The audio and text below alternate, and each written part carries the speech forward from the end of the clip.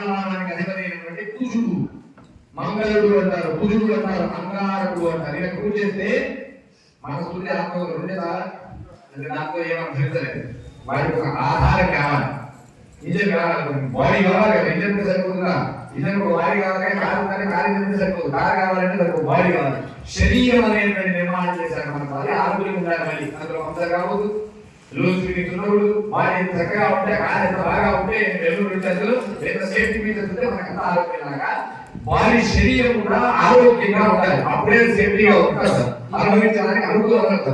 ఆ ఆరోగ్యాన్ని చేపట్టినాడు రోగాలు రాకుండా వచ్చిన రోగాలు తొందరగా తగ్గించేది అంటే అంగారకుడు. అంగారకుడు వ్యవసాయం స్వామి మాకు ఏ రోగ బాధలు లేకుండా శరీరం దృఢంగా ఆరోగ్యంగా ఎప్పటికీ 8 సంవత్సరాలు గడిచినా కూడా వీలైనంత అందంగా కనిపించేటట్టుగా ఆయుష్ ప్రసాదించు, ఆరోగ్యాన్ని ప్రసాదించడం నమస్కారం చేస్తూ స్వాహాన్ని ప్రధానాన్ని ఇరగనమాని ఓం నమో తారకత్ర దివ్యాయ పరాక్రమే రాక్షస స్వాహా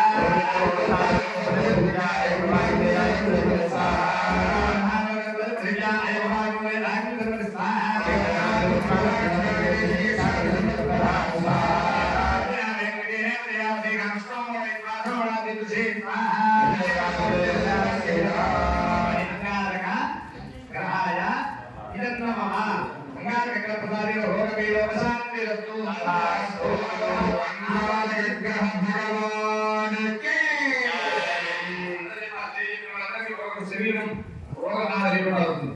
ఒక్కొక్కటి మీకు కూడా ఆయన బద్దలు వెళ్తాయి. నవగ్రహాల్లో 4వ వాడు బుధగ్రహం అంటారు. బుధాలంటే ఈ బుధుడికి పూజ చేస్తే ఏమవుతుందని ఇంకేం కావాలని శరీరం మనస్ఫూర్తి అధిపతి అంటే బుద్ధి మీలో ప్రశాంతయే. మనిషిని నడిపించేటువంటి బుద్ధి, బుద్ధి ముచ్చుకుని పెట్టాడు.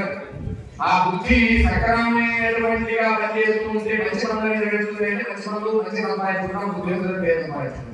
అదే చెడు బుద్ధి అంటారు కదా. చెడ్డ పనులు చేయాలి, ఇతరులు మోసం చేయాలి, ఇతరులు ఇబ్బంది పెట్టాలని ఆలోచన చేసేటువంటి బుద్ధి ఎప్పుడైతే కలుగుతుందో అప్పుడు ఆయన అందరూ కూడా విమర్శించడం మొదలు పెట్టారు. బుద్ధి ఆ బుద్ధిని మనకి ఇచ్చేటువంటి దేవుడు అంటే ఒకసారి మనం అనుకున్న సింగులర్ చెప్పాలంటే గ్రామణ కోసం చెప్పాలంటే టోల్గేట్ దాని వెళ్తుంటామా చక్కగా టోల్గేట్ వస్తుంది.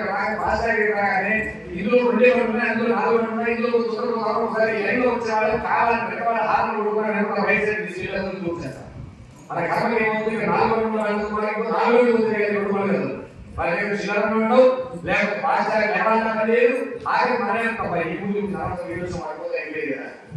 చాలా సింపుల్ గా జరిగేటువంటి ఎప్పుడైనా దారి పెట్టినప్పుడు ఆ దారి కూడా అనవసరం బుద్ధి బుద్ధి అంటే చాలా సింపుల్ గా వచ్చేటువంటి అదే మన మంచి బుద్ధి ఎప్పుడు ఉంటే ఎప్పుడు మంచి పనులు చేస్తాం. బుద్ధి కర్మాధారి అనుభవించాల్సిన దానికి మనకు బుద్ధి ఉంటుంది. అది మంచిగా చేయలేదు కాబట్టి ఆ బుద్ధి మనకు మంచిగా ఉండాలి. ఎప్పుడు అంటే గ్రహం బాగుండాలి. కాబట్టి బుద్ధికి నమస్కారం స్వామి మాకు ఎప్పుడు మంచి బుద్ధి కలిగేలాగా బుద్ధి బలాన్ని మనకు నమస్కారం చేస్తూ సలహాలు చేసేది. ఓం కృష్ణ కేంద్ర కృష్ణ ఓం ఏరా మెంత పరకృష్ణ వినాదాకు సేవే స్వాహా. ఓం కృష్ణ కేంద్ర కృష్ణ గురుదేవ మెంత పరకృష్ణ వినాదాకు సేవే స్వాహా. కృష్ణ ఓం ఏరా మెంత పరకృష్ణ వినాదాకు సేవే స్వాహా. ఓం కృష్ణ వినాయక ప్రేమామిత దేవం సర్వోపచారం స్వాహా. ఓం కృష్ణ రత్నాత సదశాంగ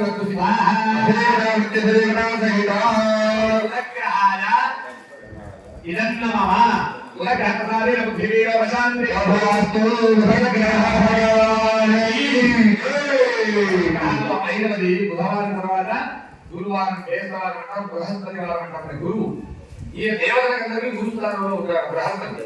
ఈయన పూజ చేసుకుంటే ఏమవుతుంది?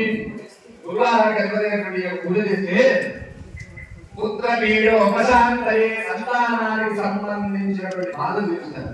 సంతానాల బాధ ఏంటి? వీళ్ళని